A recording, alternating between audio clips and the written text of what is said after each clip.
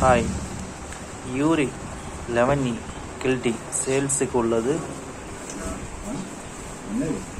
Guilty சூப்பராக இருக்குது, எந்த ஒரு குறைபாடு இல்லை, நீட்டாக இருக்குது. 11E சுவிட்சு எல்லாம் இருக்குது, எல்லாமே நியூ, எல்லாமே சர்வீஸ் பண்ணி எல்லாமே பக்காவாக இருக்குது. சின்ன டேமேஜ் மட்டும் அது மட்டும் இருக்கும், அது வந்து கலத்ததுக்கு வந்து அது வந்து கொஞ்சம் ஆகுது.